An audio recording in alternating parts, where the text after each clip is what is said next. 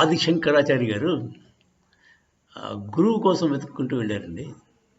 ఆయనకి సరైన గురువు గోవింద భగవత్పాదాచార్య గారని చాలామంది చెప్తే ఆయన దగ్గరికి వెళ్ళారు. ఆయన వెతుక్కుంటూ వెళ్ళారు. వెళ్ళినప్పుడు అతను గుహలో ఉన్నాడండి. గోవింద భగవత్పాదాచార్య గారు చిన్న గుహ. ఆ గుహలో మనిషి అంతా లోపల ఉన్నాడు. కాళ్ళు మాత్రం పాదాలు బయట కనబడుతుంది. చిన్న అంటే మొహం అంతా కవర్ అయిపోయి ఉంటుంది. కాళ్ళు పాదాలు బయట కనబడుతుంది. ఆదిశంకరాచార్య గారు చిన్న కుర్రాడు అప్పుడు 5-6 ఏళ్ళు వయసు ఉంటుందామా. వెళ్ళి అలాగా నన్ను శిష్యుడికం చేసుకోండి అని అడిగాడు. శిష్యుడి కింద చేర్చుకోండి. అప్పుడు అతను లోపల నుంచి ఎవరు నువ్వు అని అడిగాడు. నువ్వెవరు అని అడిగాడు. అది కొంచెం ఫిలాసఫికల్ క్వశ్చన్ కదా, అద్వైతంలో వెళ్ళిపోతే. అద్వైతం నేర్చుకోవడానికే వెళ్ళారు ఇతను శంకరాచార్య గారు. మిగతా మామూలు సంస్కృతం విద్యలన్నీ చిన్నప్పుడే నేర్చేసుకున్నారు. అయిపోయి ఆ గురువులందరూ అయిపోయి దాటేశారు. సో అద్వైతం కోసం వెళ్ళారు కనుక ఎవరు నువ్వు అని అతను అంటే దానికి రిప్లై కింద ఇతను నిర్వాణ షట్కం అని ఒక పద్యం చెప్పాడు. ఎక్సలెంట్ పద్యం, వినండి. అందరూ నేర్చుకోవాల్సిన పద్యం ఇది. నిర్వాణ షట్కం.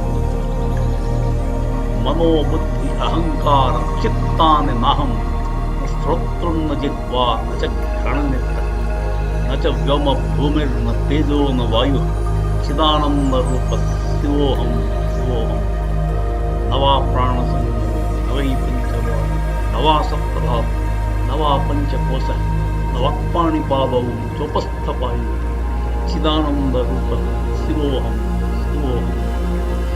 నమే ద్వేషరాగౌ నమే గోపరోహం మధునైవ మేనైవ వాత్సల్య భావ ధర్మో న చార్థో న కామో న మోక్ష చిదానంద రూప శివోహం శివోహం.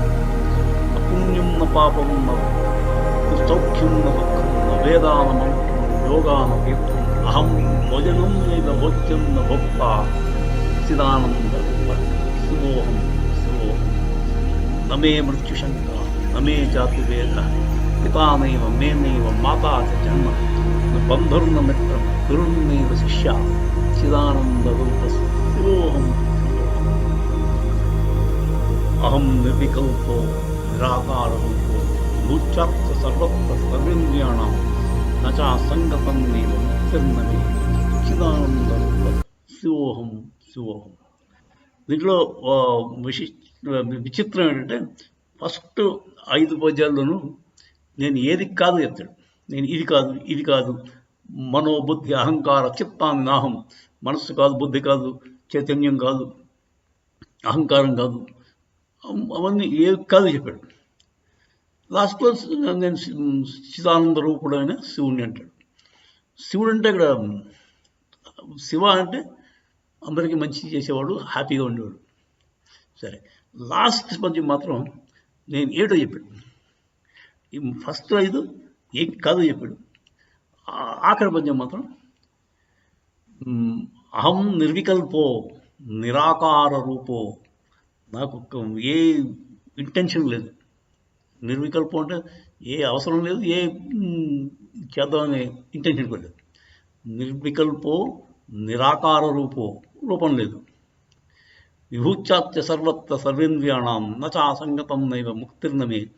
నాకు సంగతం అంటే ఇప్పుడు సత్సంగత్వం లేకపోతే దుస్సంగత్వం వాటి వల్ల నాకు ప్రసక్తి సంగతితో పని లేదు. కంపెనీ వల్ల నేను ఎఫెక్ట్ అవును.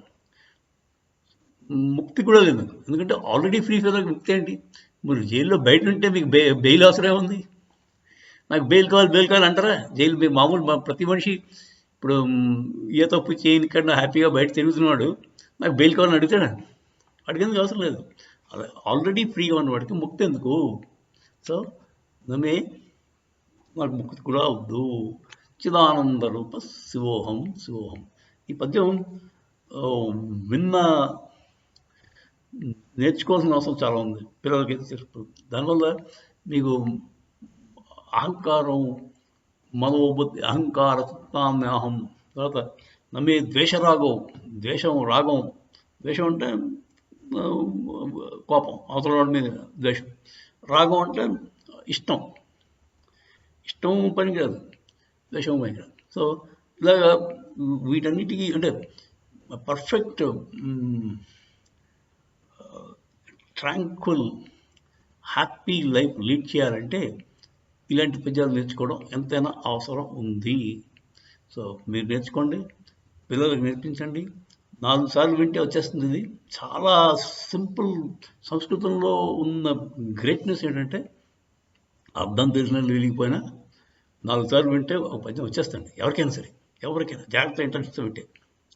అది దాని మీద ధారణాశక్తి అంటారు. ఆ లాంగ్వేజ్లో గొప్పతనం, మన గొప్పతనం కాదు.